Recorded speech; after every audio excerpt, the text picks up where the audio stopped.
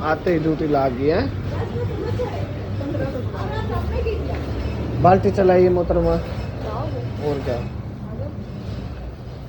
आ गए थे भाई आते ही। चलो जी चलो कौन से के बताऊं कपड़ा नू को नहीं बताया जाए पैर पैर देखने पड़े।